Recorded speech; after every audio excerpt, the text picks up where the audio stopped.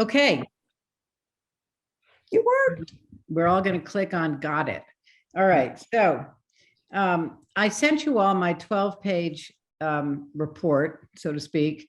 It's really just a compilation of information that I was able to glean. And it kind of organized it for me, and I hope for you too. The document is also now on the Google Docs under a new folder called Vouchers. I put it up there. We'll see what happens.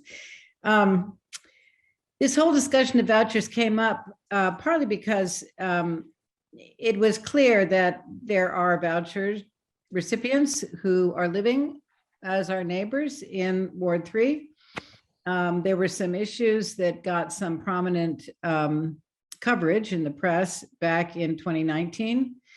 And I think initially we were very leery of taking on this topic because it suggests, some people might have interpreted it as suggesting that we were somehow opposed to vouchers.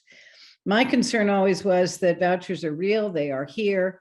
It's a major part of DC housing policy, and we need to know about it. So that's where I started. I was hoping to find out so much more than I did. The numbers are totally elusive, but what I was able to find as of last night, I guess, is in that whatever I sent you. So the deal is that, as you know, the Mayor Bowser set a goal of 36,000 new housing units by 2025, of which 1/3 are to be affordable. And of those, 1,990 in Rock Creek West, which is mostly Ward 3. As of this last month, something I saw said that there have been 20,251 new units built towards that 36,000 goal, which is 56% of the goal. But that's citywide. Of that, only 3,578 are affordable. And that is only 30% of the affordable goal. In Rock Creek West, there were 298 new units, 1.5% of the mayor's goal for Rock Creek West, and none were affordable.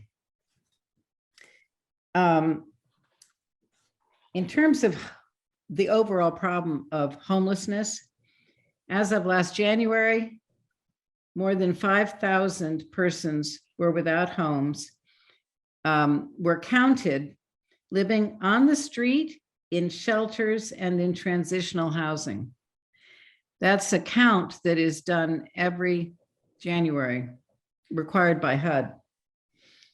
That number, 5,000 persons, included 752 children.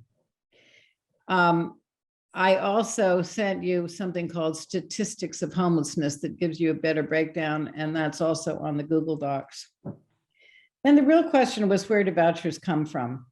And as Bill explained to me, there are basically two kinds. There's what he called mainstream rental assistance and emergency programs for households in crisis. Most low-income residents qualify for mainstream, but those programs aren't funded enough to provide subsidies for most. The waiting list is very long, and it is closed. The main programs that provide housing for low-income residents in DC are these. There's public housing operated by the DC Housing Authority, funded by the federal government, provides housing for the lowest income tenants with strong protections for them.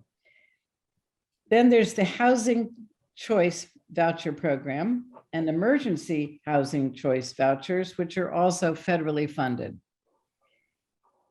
In DC, we have the Local Rent Supplement Program, which provides vouchers to cover the difference between how much rent a household can pay and the full rent. There are tenant-based local rent supplements, which are administered by DCHA with DC funds, and they pay directly to the tenant. There are also project and sponsor-based local rent supplement subsidies, which pay the rents for the eligible, qualified, approved tenants. They pay them to the housing provider, which can be the landlord. It could be a nonprofit that has leased or owns the building.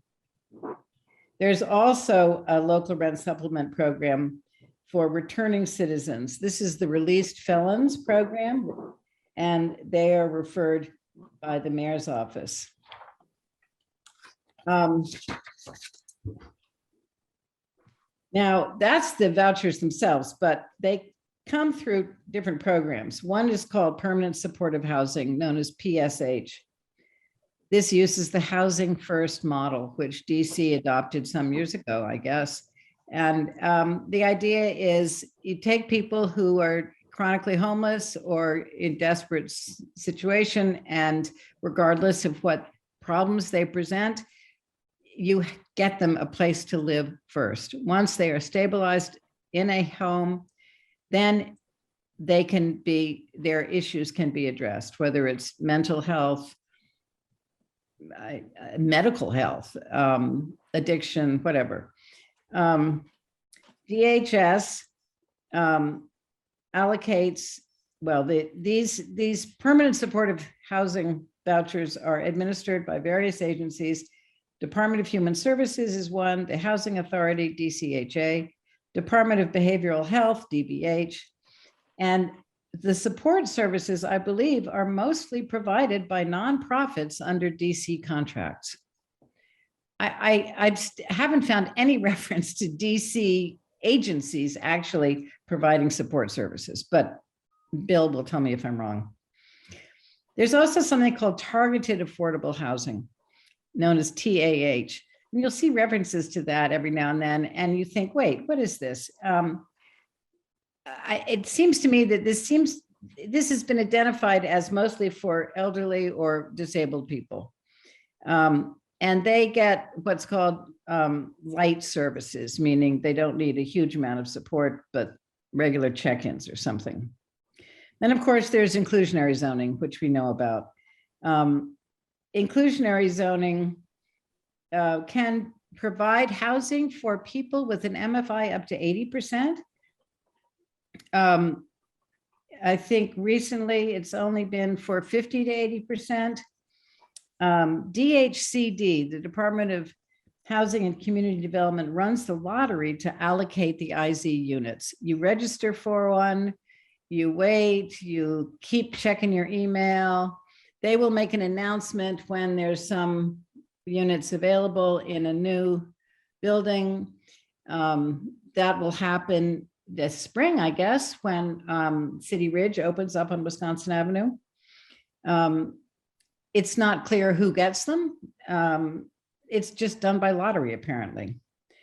There's an interesting program called DC Flex, which is, instead of vouchers, the idea is that eligible families get an annual subsidy.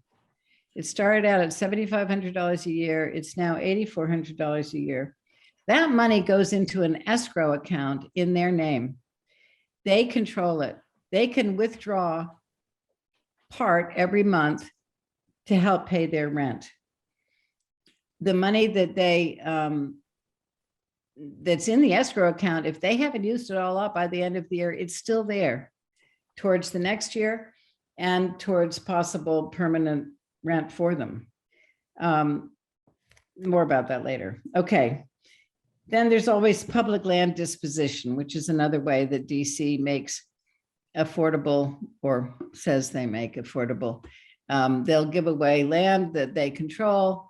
You've done it at the Navy Yard. They did it at the wharf. They're doing it at 2 Patterson Street Northeast.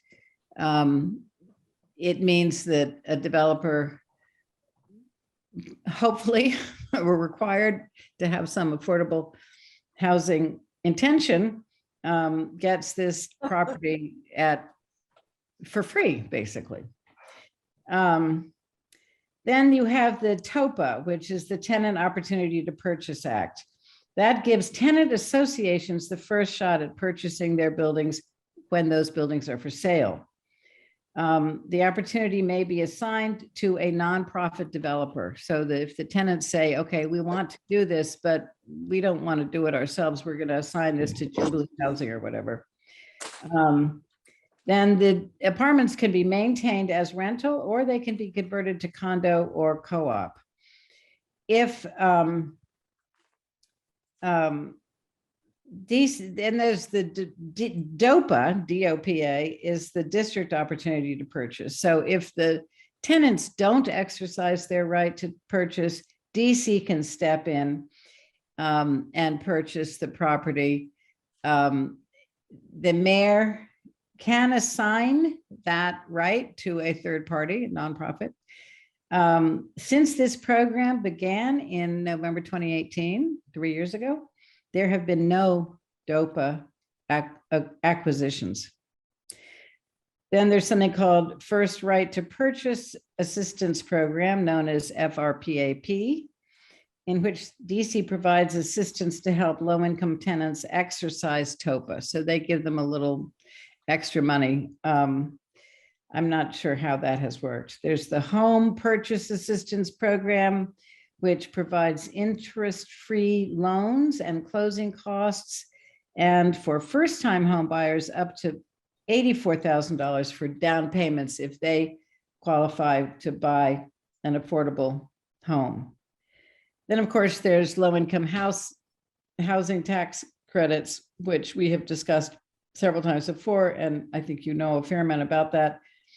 The properties funded with LIHTC require some set aside for tenants who have less than 60%, or I'm not sure. One thing says 60%, another one says 50%, whatever. There's, I'm sure, much more to that. Now, as to who gets the vouchers, there is officially something called the Coordinated Entry System, known as CAHP, which is supposed to ensure that standardized access and assessment for individuals and families, that's supposedly ensures that. The central intake, there's a link to CAP for individuals, but then the central intake for all families who are experiencing homelessness or vulnerable to immediate homelessness is through something called the Virginia Williams Family Resource Center. That's where a family has to go. Household member, the head of household of a family has to go there first to register, to have their needs assessed, to provide all sorts of documents. I got an email today from Susan Gallucci who said how much it just doesn't work the way it's supposed to. Which is probably true of everything that's in my compilation. Next topic is voucher costs.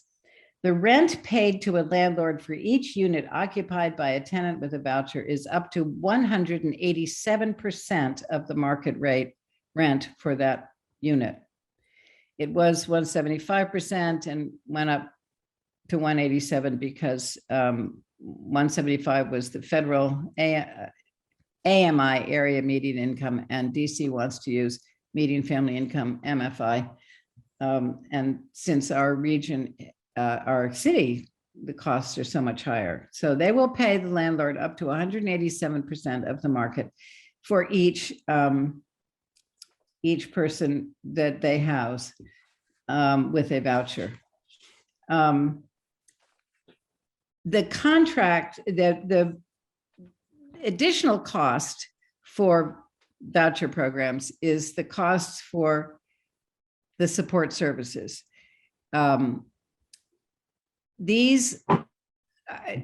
services, as I understand it, are entirely provided by nonprofits under contract to DC government. I don't know what those contracts amount to. Bill probably can take us more. Some of the numbers about vouchers I got from the oversight hearing in 2019. I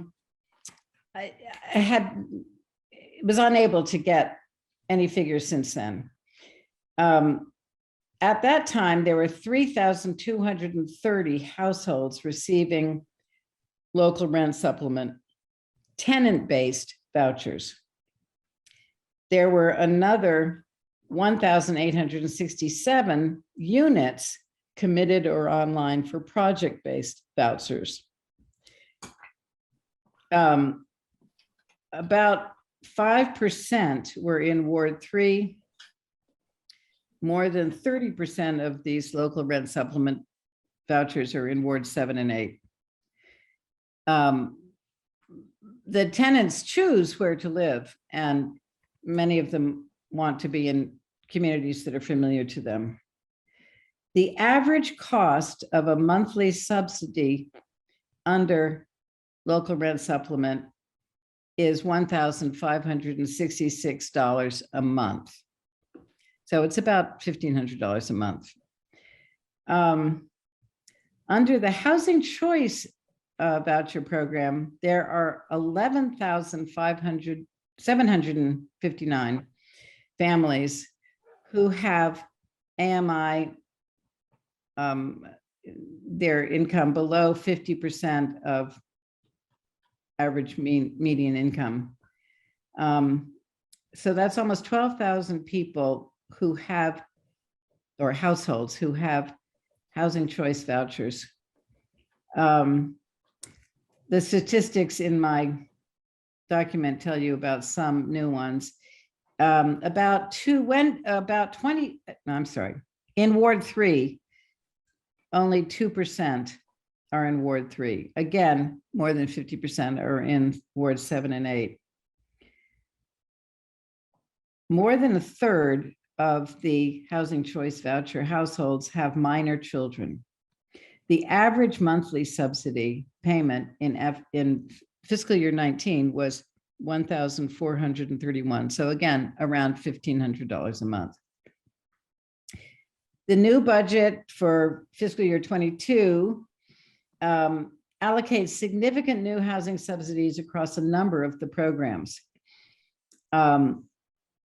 These include over 1,000 permanent supportive housing slots for individuals, 255 permanent supportive housing slots. I don't know what a slot means, but I guess it means a voucher for families.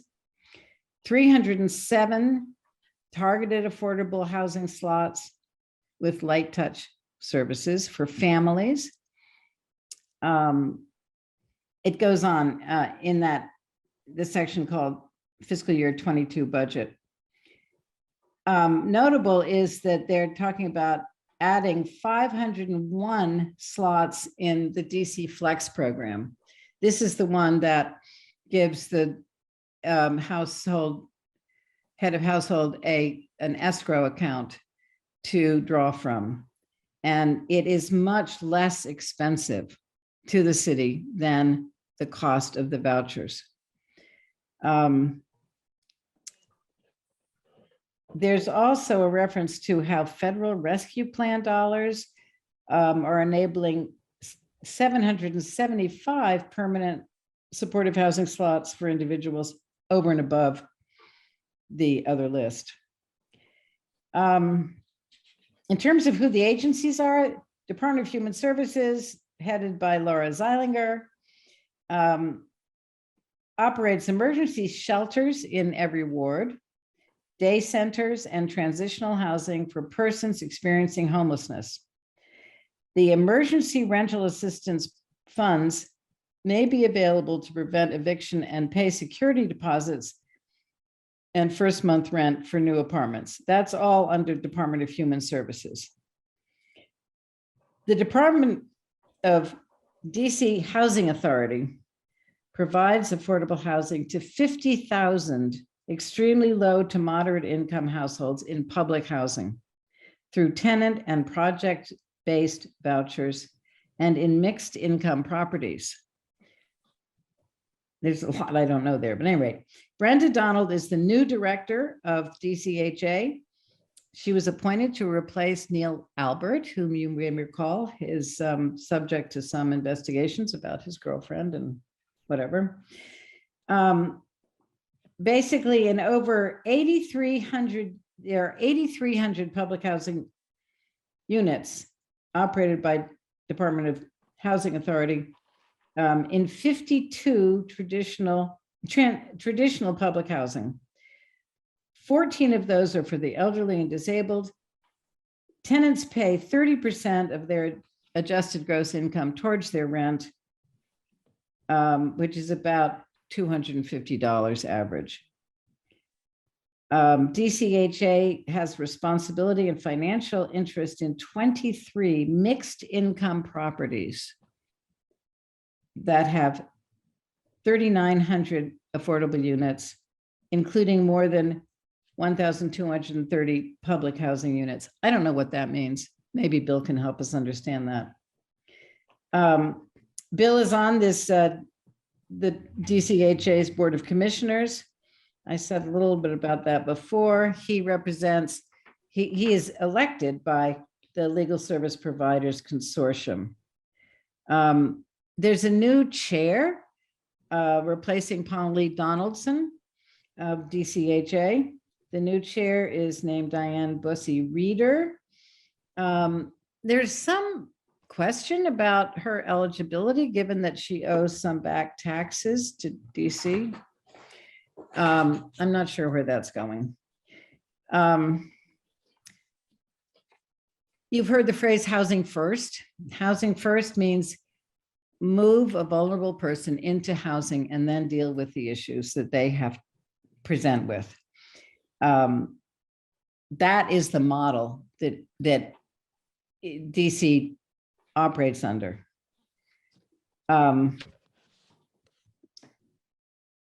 Transitional housing is designed to be a step between shelters and permanent housing.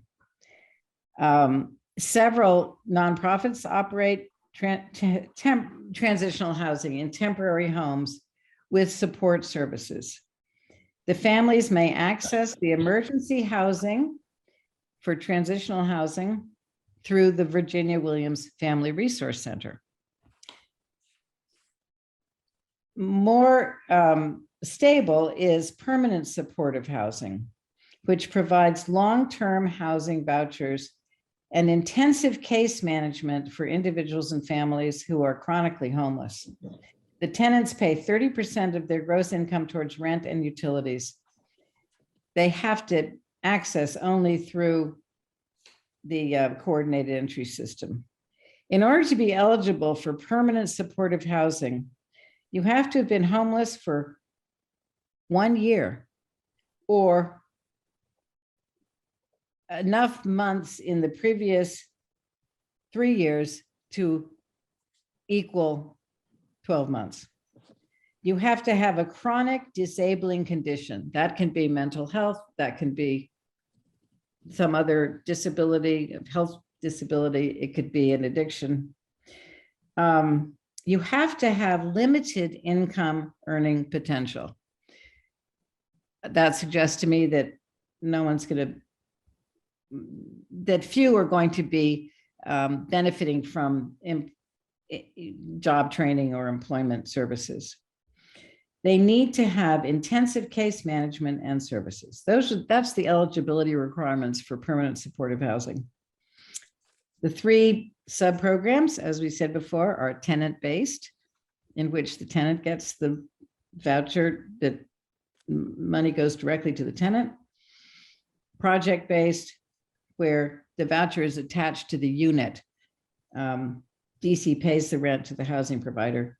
And then there's local veterans for chronically homeless veterans who are not eligible for veteran health, for VHA. It operates like tenant-based vouchers, but that's for our, quote, local veterans. I think that the service providers for support and case management are entirely nonprofits under DHS contracts. DHS assigns caseworkers for local veterans, but I think for PSH, for the permanent supportive housing, it's done by nonprofits. You've heard a lot about this thing called rapid rehousing. Rapid rehousing says, let's get you in quickly. Also known as the Family Rehousing Stabilization Program, is intended to help families exit shelters or off the street. Most current vouchers are rapid rehousing vouchers allocated by Department of Human Services. The rapid rehousing voucher pays most of their rent for a specific time, usually 1 year. Some rapid rehousing voucher recipients have stayed beyond 1 year.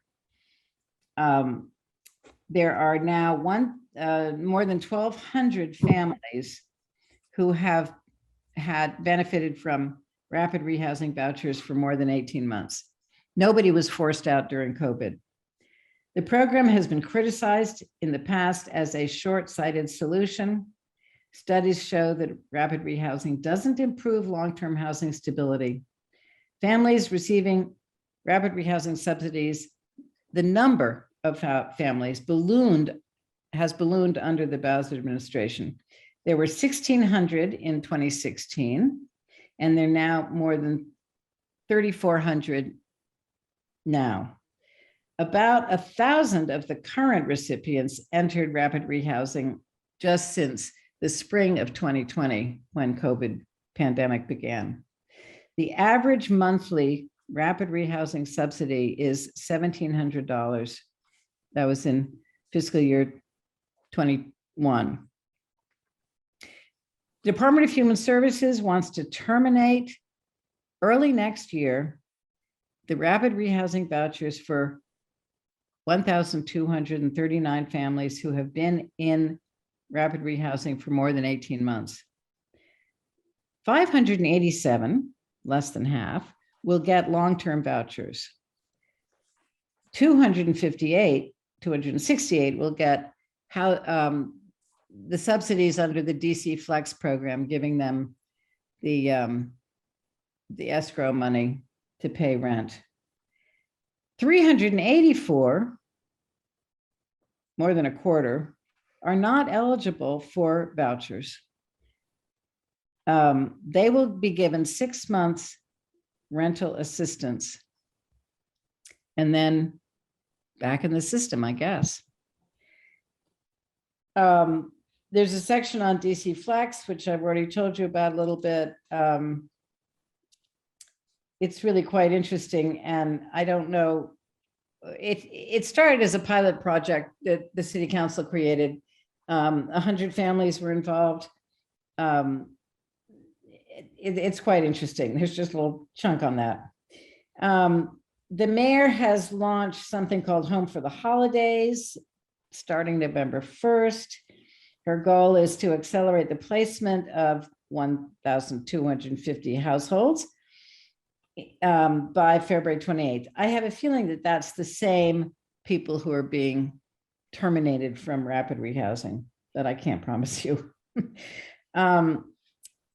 Department of Human Services has a number of what they call landlord partners.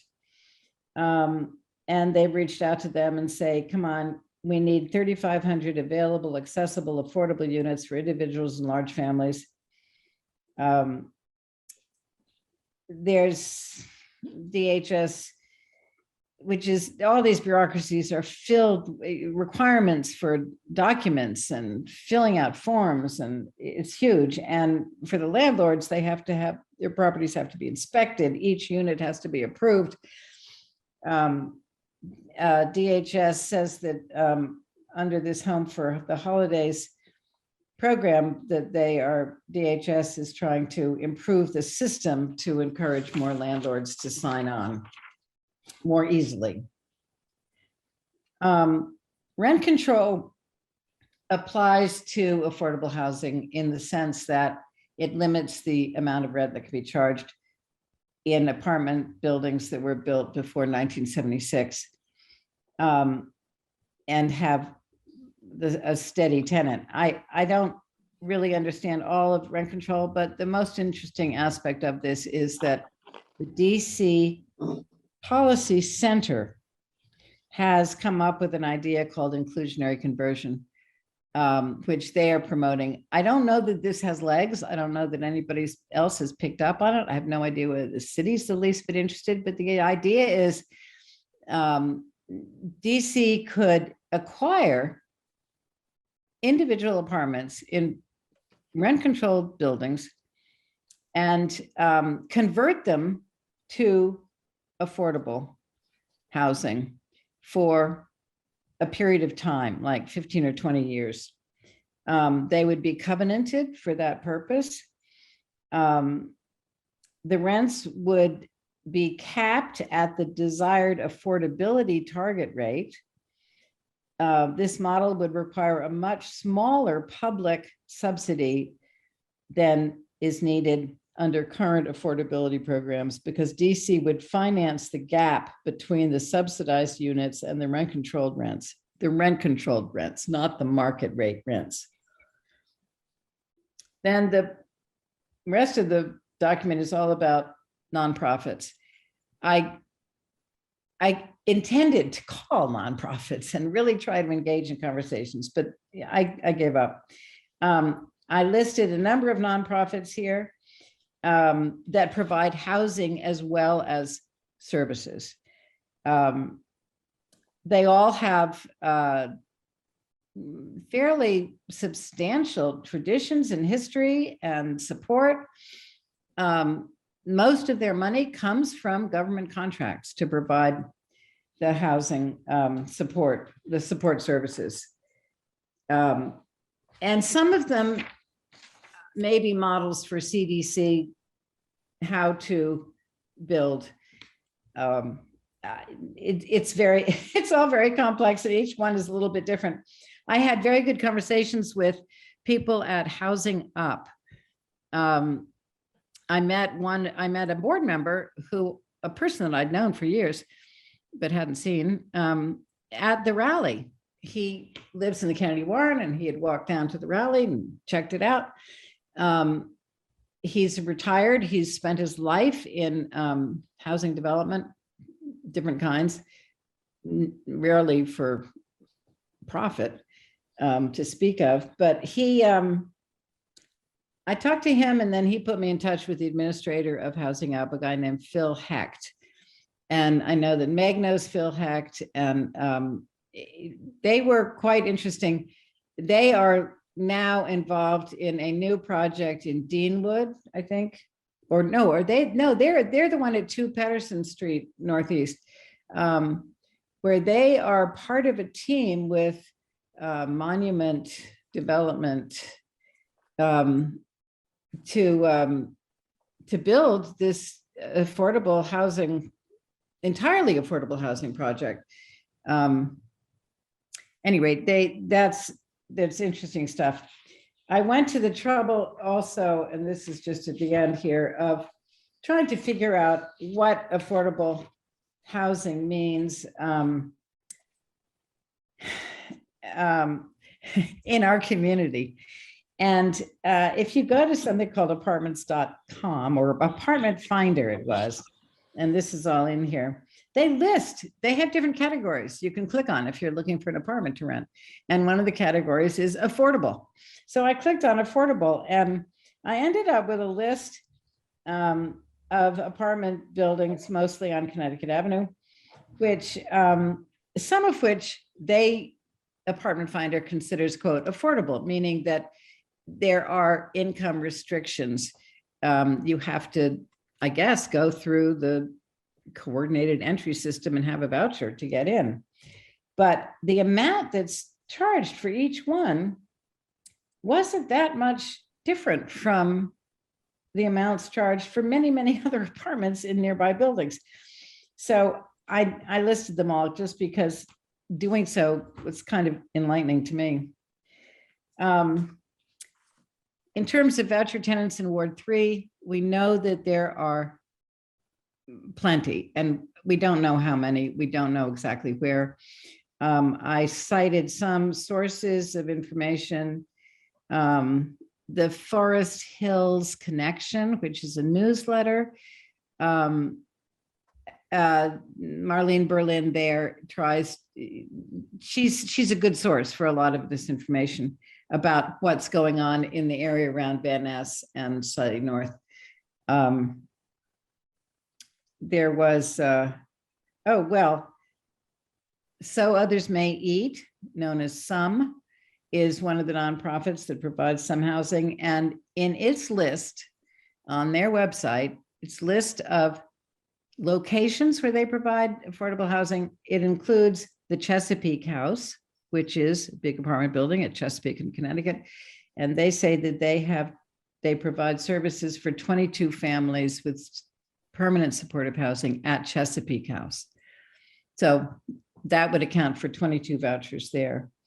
We know that there are several in Woodley Park around the zoo in that area. I think there's one actually at Macomb, just on Connecticut, just south of Macomb, and then going all the way down probably to Calvert Street. There's several buildings. There's Parkway and Park West, and I can't remember all the names, but I couldn't get any statistics about any of them. But that's it. Margaret, I'm going to just break in if I may, because of course, in addition to all the wonderful information you've given us, we'd really love to hear from Bill. Yeah. And we do have a couple of hands raised, but maybe we would go right to Bill. Good. For his thoughts on this. Thank you so much. Yeah, no, I appreciate it. That's a lot of work you did there. Sifting through all that.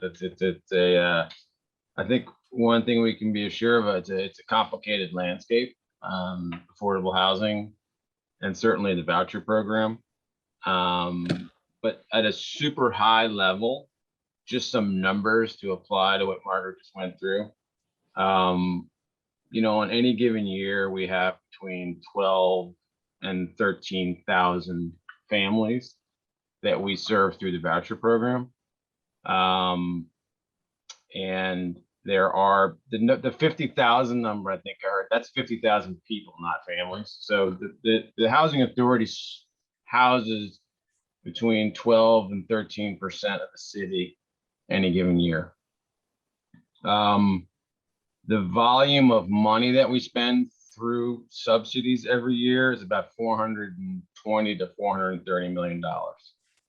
And that money is separated between the two programs. In 2021, the federal program will be about $230 million, and the local program will be about $190 million. And as I'm trying to sort of going over some of the stuff Margaret already went over, the federal program is broken into two basic categories: the project-based vouchers and the local rent supplement vouchers. The local program mimics the federal program, but where it gets really confusing, and I think unfortunately a significant amount of the negative attention to vouchers comes through what I'll call the agency vouchers, which is a Department of Health and Human Services, the wraparound services, the rapid rehousing, all of the programs that are run through the various agencies tend to attract most of the negative attention. And it is true that the wraparound services are provided by third parties. So the city puts out RFPs all the time to procure service providers to provide the services to those tenants. And so some other things that are important to understand about what we do at the DC Housing Authority and sort of the broader affordable landscape. We are the sole providers of what we call 0 to 30% of area median income, which is essentially public housing. So what 0 to 30% of area median income means is that if you qualify for that type of housing or subsidy, you pay 30% of your income, no matter what it is. So if you make no money, if you have zero income, you pay $0. And up to 30%. And so all of the vouchers that we issue 98% of them, if not 100, go to people that fit into that category. So we serve 0 to 30% of area median income, which is the most needy people in the city. Trying to think of what else, what other things I heard from, not that this is critically important, but the governance structure of the agency. Brenda Donald is the executive director. Neil Albert was the chairman. He's gone. Dion Bussey-Redder replaced Neil as the chair. But Brenda Donald's the executive director. She used to run Child and Family Services. She came over from the DC government to run the Housing Authority. I know this is being recorded. I don't really care anymore. My personal opinion is the agency's governance right now is dysfunctional at best. That's from the board to the executive director and everybody else. I mean, I just think we have a lot of operational problems that are really coming to light in a landscape that's already difficult to navigate in. And so, I put that out there as a sort of a cry for help. So when you're out lobbying and talking to folks, or whether it's in the city council or anywhere else, I think pointing out the dysfunction of the housing authority would only be beneficial in trying to fix it. So I want to stop there because maybe people have questions. I can certainly answer anything specific. Margaret covered a lot of landscape there. I mean, she really did a great job, so thank you for that. But I'm happy to sort of fill in the blanks of anywhere that people may want me to. I will say one thing about the ward, and here's what I'll tell you. So it's going to be difficult to get affordable housing there without paying for it. So the developer bought that property with a pro forma that basically I think probably only required the IZ zoning. So any additional affordable housing, and this is true of any project, this is not unique to Carmel, this is true of any project, affordability is traditionally paid for through a subsidy. What that subsidy is often different. It could be LIHTC, it could be 9% bonds, it could be anything. It could be a project-based voucher. It could be lots of variations on that theme. But to get Carmel to do something at the Wardman, they're going to need to get that subsidy. So as you're out lobbying and trying to compel people, or Mary Chay's of the world, or whomever else, you have to understand that Carmel isn't going to do this without getting compensated for it, because that's the business they're in, and nobody should ask you to just, they paid for something, they need to be compensated for it. They're in the business of making money. That's not to say there's not an opportunity there. You just have to be realistic about the way you approach it, and it has to be paid for by somebody. Yes. That's just the God's honest truth. So I'm happy to answer any questions or keep rambling, either way. I was, So just a second, Jean, we have 3 people with their hands raised. And then I'm going to add you to the stack. Okay, Jean, you'll be the 4th person. We have a few minutes left. I think Reggie was first, then Carol, then Karen, then Jean. Okay, Reggie, are you ready? Yes, good afternoon, everybody. For those who don't know me, my name is Reginald Black, and I serve and work with the District of Columbia's Interagency Council on Homelessness. Also do some work with the Wardman Hotel Strategy Team as their facilitator and convener, and I'm also executive director of the People for Fairness Coalition. We work very closely with a good number of the programs that got mentioned today. So I don't really have a question for Mr. Slover, but I am here to also help fill gaps and answer questions. I definitely know the DHCD process in which, we put out the consolidated RFP for the services, and, differences between the tenant-based and the project or site-based or sponsor-based voucher. We primarily work with the Housing Choice Voucher Program for single adults, the Rapid Rehousing Program, which is the FSRP or Family Restabilization Program. That's Rapid Rehousing for Families. I forget what the acronym stands for, but the SSVF program, which is also rapid rehousing, but that one's for veterans. So I can, help answer questions and fill in some gaps, especially about people returning from homelessness. So I think, Thanks, let Reggie. me build on one thing that Reginald, thanks for that, because one of the important things about understanding the housing authority's role in this whole thing is that we, from the local program, we do not get involved at all in the service providing aspect of things.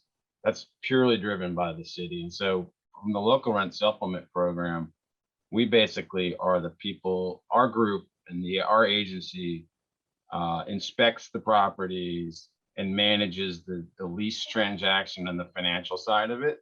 And we're not part of that other part. So Reginald was sort of that is just, it's just a distinction that's important to understand.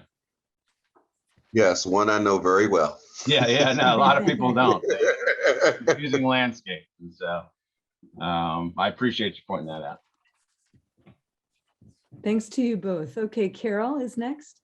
Just have a question about the 187% of market rate. I'm assuming that that's some kind of like an average market rate, sort of statistical,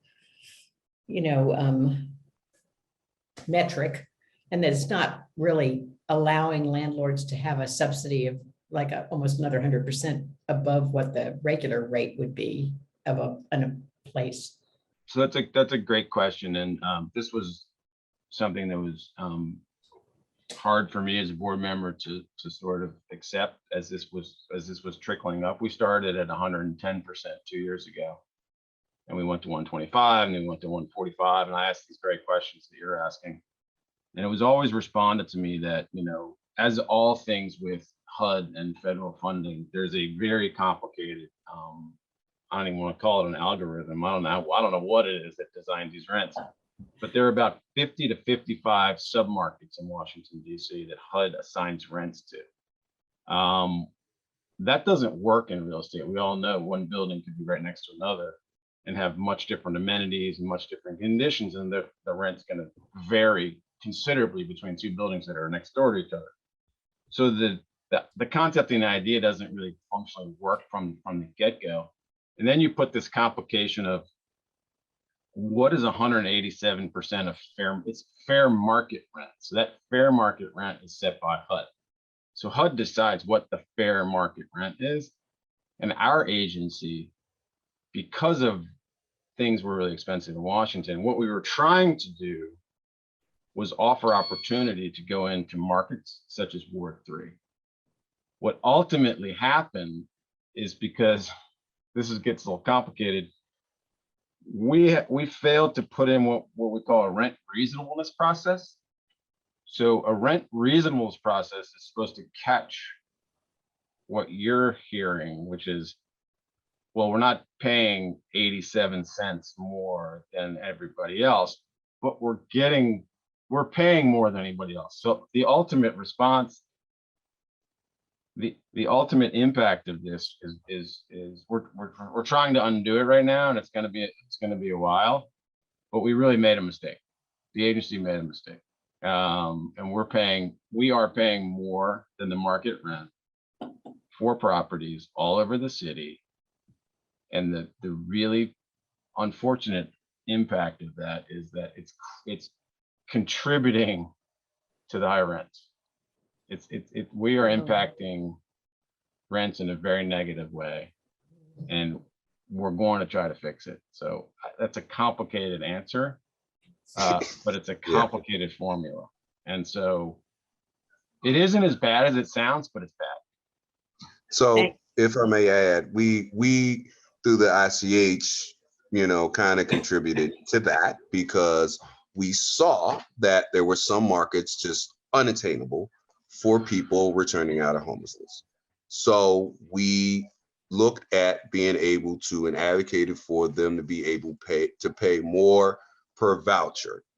What also is contributing to this is you have a lot of actors who own property who, as soon as they hear that there's a voucher coming in, they will arbitrarily jack the rents up. So we've been battling that too. We've also been battling the voucher discrimination outright, where people refuse the voucher because now they can't refuse the voucher. Now they'll say, well, our cap is at 2,800 or 2,600. They'll say our rent is 2,900 or, 2901 or 29 this, right? And the particular client wants to be in that particular area. So But if you apply the that's a great follow-up to what I was saying. But if you apply, so that was the idea.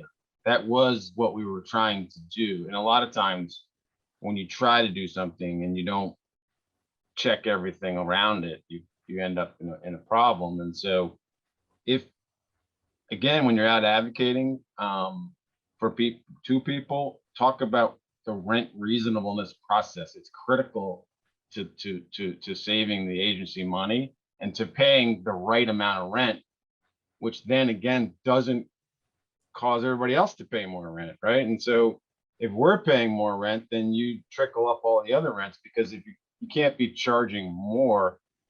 The rent reasonableness is a process. It basically says we're going to apply a process. It says this is what we should be paying rent, not what we can be paying rent. It's a very different. Those are two very different numbers. And so it is an unfortunate thing that happened, but that we are in the process of fixing, hopefully. Thanks, Bill and Reggie. So we have Karen, then Jean, then Ann Murphy, then Nancy. Karen? Yes, Bill, thank you so much for being here today. I have so many things to say. I don't know how to begin, and maybe I'll just put a bunch of things out and you can respond as you want. I mean, just to pick up on Carol's point about the 187% above market rate, I think what puzzled me is that DC's subsidy is the highest in the country, including many other extremely high rent cities, higher than New York subsidy, San Francisco subsidy, Boston subsidy. If I understood you correctly, you talked about a process that would restore rent reasonableness. And I was curious, number one, how many years you thought that would take. Number two, whether this is a process you can do internally, or whether the city council either has to or should play a role. Because I know in a meeting that I had with Anita Bonds, other people were there, she said, oh yes, the subsidy rate is much too high. So the council is aware of that too. I wanted to find out more about your statement that DCHA is non-functional, and you were saying we should try and say that at every point when we can, but I didn't gather the nature of the unfunctionalness and what steps could be taken to correct that, whether that's a DC council function or something you guys are going to be able to fix among yourselves.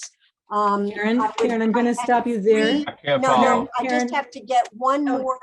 Karen, there are please. 3 people waiting, and it's just about the end time of our meeting. So that's 2 questions from Karen for Bill. And then we have Jean, Ann, and Nancy. So I'm going to try and keep up with the question. So on the Bill, rent can you reasonableness share process. an email address with us? Sure. Hmm. It's bslover@dchousing.org. Bill. B Slover, Slover, not B Bill, B Slover. Slover. Yeah, at At- dchousing.org. DC DCHA.org or writing out? dchousing.org. Okay, and is there a question, a point, a period after the B? No. No, okay. Sorry, go ahead. So on the rent reasonableness thing, it's going to be a process. So hopefully all new rents will will get in line. It's a question of what we do with the old rents and how we figure out how to factor those in. But from a lobbying or conversational perspective, I think anybody you're speaking to should be able to understand what the rent reasonableness process is. But it is critical that we get on that path. From a DCHA dysfunction, a non-functional, maybe I said that, but I mean, what I'm trying to say is dysfunctional.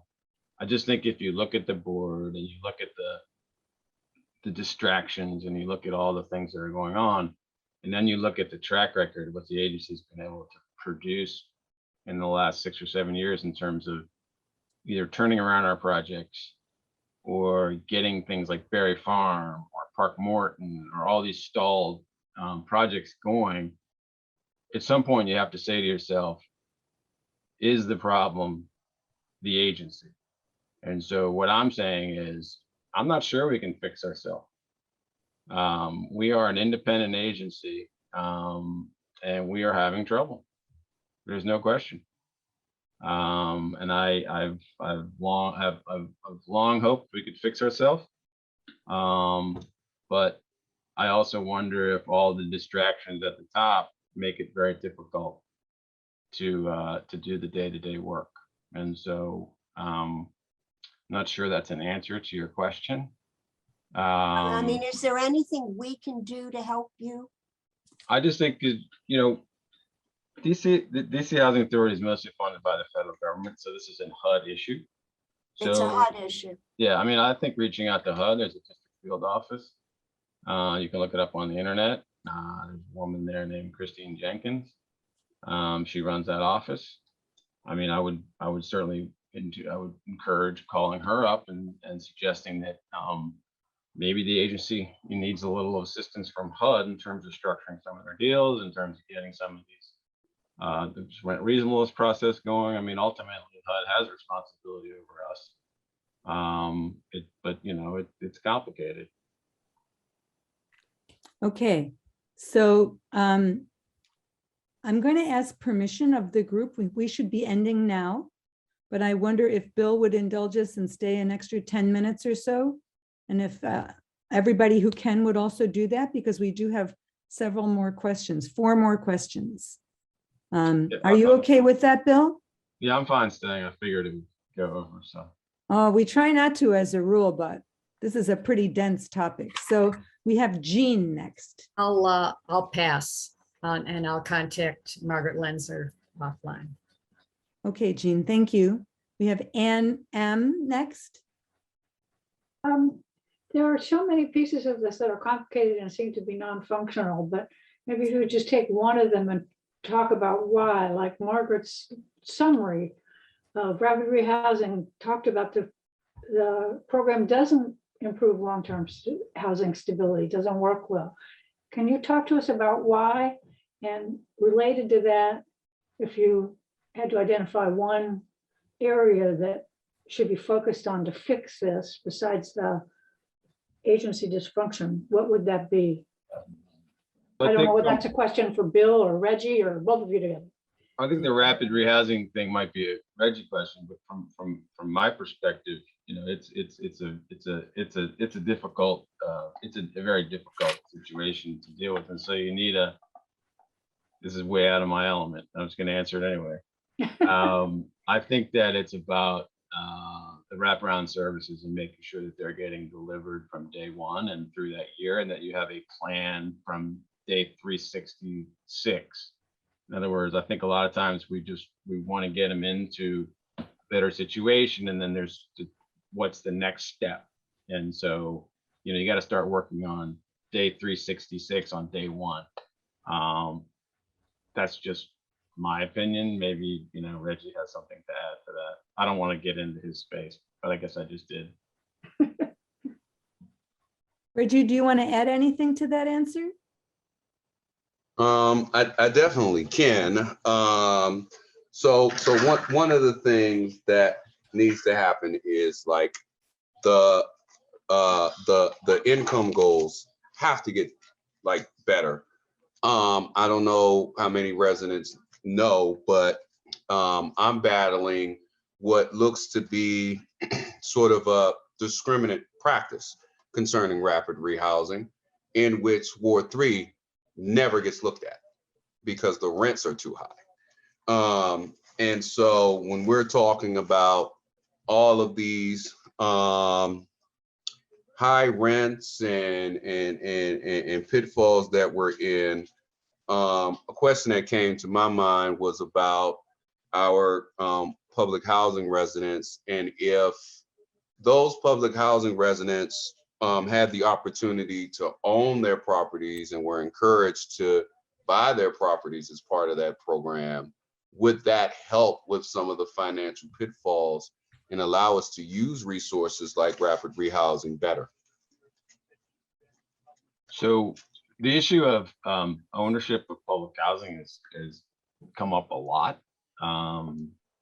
And while it's a great idea on concept, you have to lay it up against the fact that we have a dwindling supply of what I call owned assets, and we have 40,000 families on the waiting list. And so, if we were to sell a public housing unit to somebody, we would no longer be able to use that unit to house anybody else ever. And so, I think a better strategy is, how do you move people out of public housing into an ownership unit somewhere else? I mean, I think we can use the same financial tools and the same financial mechanisms, whether it's taking your project-based voucher and using it to pay a mortgage.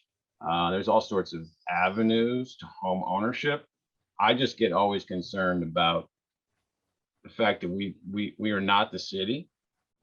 We are a housing authority. We have a fixed budget. We don't have taxing authority. We have a fixed number of assets to provide our mission. And if we start selling those, I don't know how we would be able to continue to house people. So I think ownership is a great thing. I just don't think selling public housing properties is the right solution. Thank you. Okay, and a last question, I think, from Nancy. Thank you. Thank you, Bill, for being here, and also thank you to Margaret for all the work she put into this. Bill, you've been on the Public Housing Board for a long time. So I wanted to, particularly in light of your statement about the dysfunction of DCHA, wanted to ask you a question about a policy that the board has supported for years now. And so the perception I have of the criticism of it, and just ask you to comment on it. The board and HA have been systematically redeveloping public housing properties. Part of the system, if you will, is to build in a bunch of market rate housing, add housing that is not only for the most low income. And one of the criticisms of the process has been, one, that it's removing people from their housing while the properties are redeveloped. I believe they're given vouchers. I'm not sure if anyone tracks these residents, these tenants, maybe years before they are eligible to come back, or before the units would be available to come for them to come back. I don't know whether you've got statistics on how many actually continue to need to be rehoused in public housing and how many actually are. Another criticism is that the same size units aren't replaced. So families, extended families that have been living together can no longer do that. Another criticism is that there often are third-party screenings for things like credit checks that can eliminate people from coming back in. Some of this information may not be totally accurate, but these are the things that I have heard in terms of the criticism of the redevelopment of public housing in the district. Could you comment, just shed some light on what your view is of this? I think you got it all pretty right, actually. I don't think you really got anything totally wrong. I think that I will, for my own personal position, is I've never supported any of these mixed finance projects because I don't think they work. I think that the amount of time it takes to do the projects is way too long. I think the displacement is significant.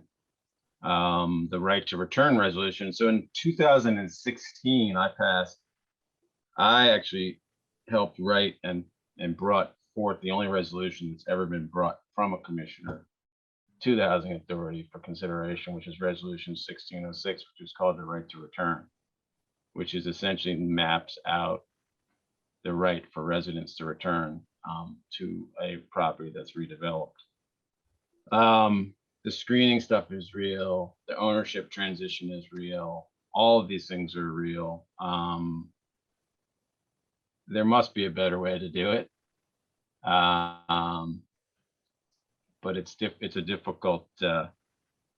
difficult landscape because there's competing desires around these attractive pieces of real estate. I'll just say it.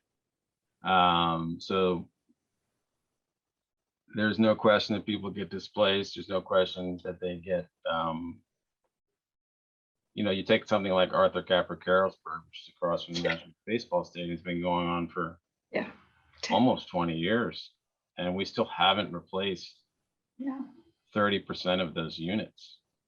And we only have like 2 pieces of real estate left there. I don't make a laugh, but I don't see how we're going to be able to actually fulfill our obligation there. And if you've ever listened to me in a board meeting, what I'll say continually during these debates about these projects is that we as a board are approving things. We don't know how they're getting paid for. We don't know who's going to own them at the end. We don't know when our units are going to be replaced. So it might be a 15-year project, but we don't know the schedule of when our replacement units are going to be put back in. Are they first? Are they last? Are they bigger? Are they smaller? We don't know any of these things going in and improving these. So it's a long way of saying that maybe it goes back to the dysfunction part I was talking about, which is to say, we're putting into motion projects that are not architected, are not planned from the beginning. And it's very rare. It's hard to get success when you don't have a plan out of the box. And so you're spot on in terms of what's going on with these, what we call mixed finance redevelopment projects, which is basically a traditional public housing property, shifting ownership to a private developer who then has the responsibility of replacing one for one the traditional public housing units and then building upon those more affordable and then market rate. Very complicated transactions requiring significant public subsidy. And then we end up, with a lot of displaced tenants, 20-year projects that are very expensive. And so I'm not sure that was a great answer, but it's complicated. But I will say that the vouchers that people get to move off are what they call tenant protection vouchers. So those folks can stay with those. If they want to go in and not come back, they don't have to come back. If they want to come back, they can come back. And we do track them. We do have, we are aware of everybody who's been displaced. But, you know, again, with Arthur Capper, some people have been out for 20 years. So it's tough. They could have died by then. Lots of Okay. things happen. And, you know, what we're doing now is we're putting into motion. We're not doing anything different. As we start, like, look at Berry Farm, we're 13 years into it. And we haven't built a single building. We have a demolished site. And we don't have a financing plan to build the site back. We're doing them one at a time. It's going to take another 20 years. It's going to be 33 years to do that project. And then, you know, we're not going to own it at the end. And so we don't have control over, you know, the tenancy. I mean, one of the things about real estate is if you don't own the building, you don't have a lot of control. And so when they say, you know, replacement public housing, it's a misrepresentation of what's going on. It's privatizing public housing. And then our tenants have the quote unquote right to return, which is very complicated. And so it is a head spinning, it's a head spinning thing to try to get your head around everything that's going on. Okay, thanks, Bill. So Meg, we're out of time. Can you keep this to like 1 minute? I will try. When we proposed that the city acquire the Wardman and then turn it over to other ownerships to run, we proposed 0 to 80%.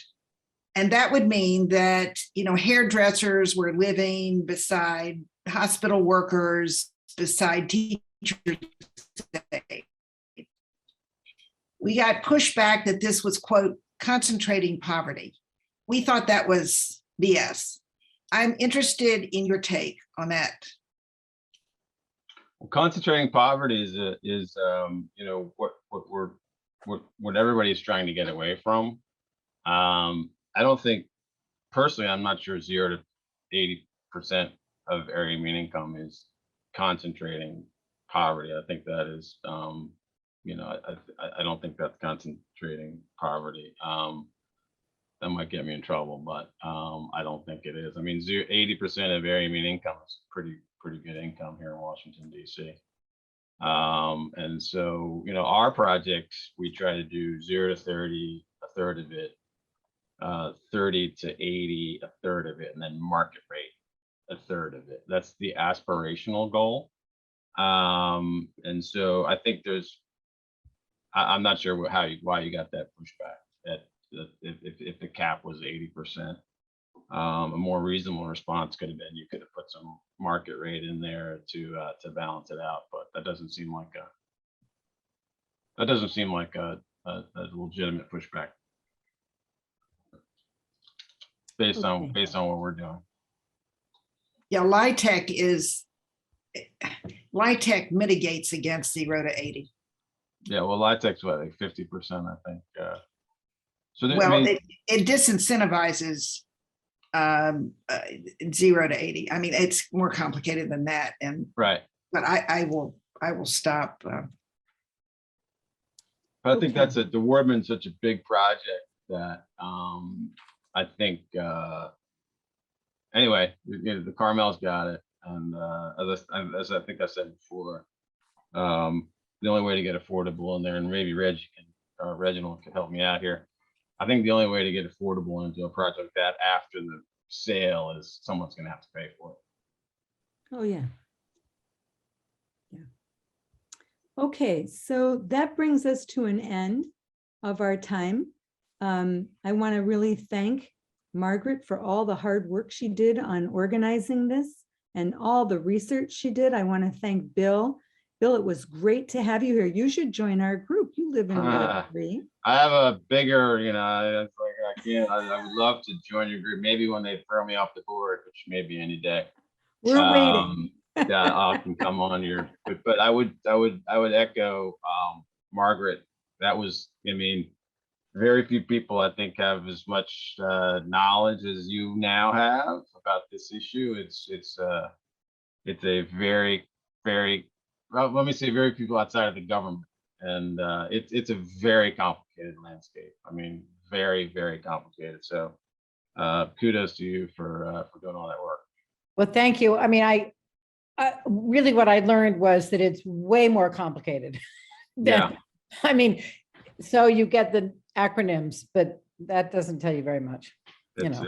It's a lot. And Reginald, it's great to meet you as well. I'd love to catch up with you on a different time. Sounds like you're someone I should know. I think so. Okay, so thanks again to everybody who made this meeting possible and contributed to this great conversation. Our next meeting is going to be our annual meeting on January 10th at our new meeting time, 5:30 to 7. Of course, you'll get all kinds of notices ahead of time, but put it on your calendar, the new time, 5:30 to 7. In the meantime, I hope everybody has a really good holiday season. What's the date for the next meeting? January 10th January 10th. at 5:30. And in the meantime, I hope everybody has a really good holiday season and maybe has a fewer emails about housing in their inboxes if we all take a little break. And we'll hit the ground running again in January. So thanks again to Margaret and Bill and to everyone who made this possible. Well, thank you guys for inviting me. I appreciate it. No, thank you, Bill, for being here. Thank you. Thank you. Thank you. Thanks, Reggie, for joining us. Okay.